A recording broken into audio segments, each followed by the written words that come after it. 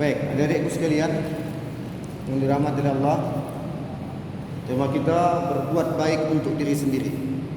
Ini agak kurang sedikit puasa. Kadang kita perhatikan banyak orang menyuruh berbuat baik, iya kan?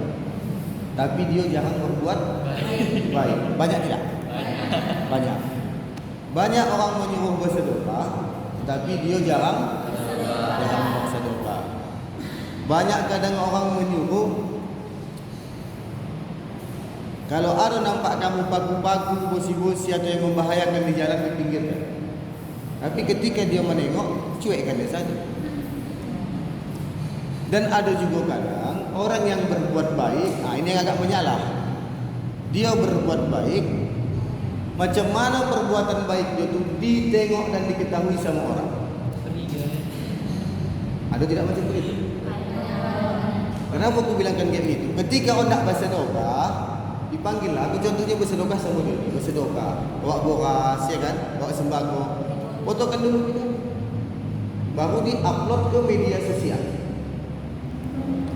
Di mana keikhlasan dalam berbuat baik? Maka berbuat baik itu jangan pala yang aneh-aneh. Kalau kau tak buat baik, buat saja. Jangan pala yang menganeh-aneh. Ini kadang buat baik suka ada feedback dari kebaikan yang kita lakukan, baru mau kita berbuat baik.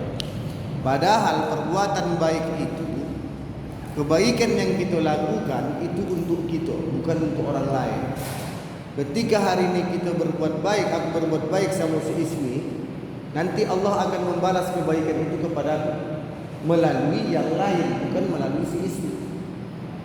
Begitu juga nanti melalui orang semadan. Ketika kita melakukan perbuatan baik sama ini, maka nanti Allah akan memberikan kebaikan kepadaku, bukan melalui dia, bisa jadi melalui yang lain. Maka berbuat baik itu jangan menunggu orang lain untuk mengetahui. Berbuat baik itu jangan menunggu orang lain untuk mengapresiasi. Berbuat baik itu jangan mesti menunggu orang lain melihatnya. Berbuat baik itu cukup dengan lakukan dan lupakan. Paham maksud? Berbuat baik itu lakukan dan lupakan. Maaf cakapnya, kenapa ketika kita buang hajat kita bisa lakukan dan kita lupakan? Ada kau kenang-kenang hajat kau? Tidak kan? Kenapa seperti itu bisa, tapi kenapa ketika berbuat baik kita tidak bisa? Kadang ada lagi kita berbuat baik, macam mana supaya kita ni diketahui sama yang lain. Yang paling menyakitkan ketika kebaikan kita tu tidak dibalas, belum pulang balik, maka penuh media sosial yang zaman sekarang, penuh media sosial. Kebaikan pun kau lupakan. Kan ada macam begitu. Hal yang paling menyakitkan, menolong orang tapi yang ditolong tidak tahu diuntung. Banyak sekarang begitu kita tengok di media-media sosial. Kalau anda buat baik saja. Jangan pala dia mesti ditunggu balasan dari kawan. Kalau macam kawan ni lah, pernah dia jatuh contohnya di situ, lalu ku bantu. Ketika aku jatuh digolainya, itu tidak urusan kita sebetulnya. Kenapa? Tak mesti, tak pantas dia ni untuk dituntut atas kebaikan yang pernah dilakukan untuk dia. Maaf cakapnya lagi. Ketika macam kawan ni lagi tidak punya duit untuk beli nasi, kita ajak dia makan berbagi. Tapi ketika aku tak punya duit, dia makan, tak diajaknya. Kan seperti itu. Ketika dia makan, tak diajaknya aku. Dan aku tidak punya hak sebetulnya untuk menuntut dia supaya dia mengasihi aku. Kenapa? Apalagi dengan mengungkit aku pernah berbuat baik sama dia. Itu tak perlu.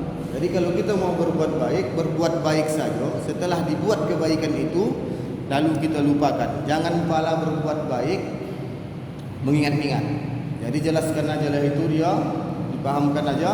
Berbuat baik itu jangan menunggu orang untuk mengapresiasinya. Tak perlu kita berbuat baik tepuk tangan orang ramai-ramai, tak perlu. Baru yang kedua, ketika kita berbuat baik, tidak mesti orang datang untuk menengok kebaikan yang kita lakukan atau mengetahui. Contohnya, kita panggil ramai-ramai orang, baru kita sumbang-sumbangkan boras, sembako-sembako, kirim-kirim ke media sosial, itu tidak perlu. Yang penting berbuat baik itu lakukan, kemudian lupakan.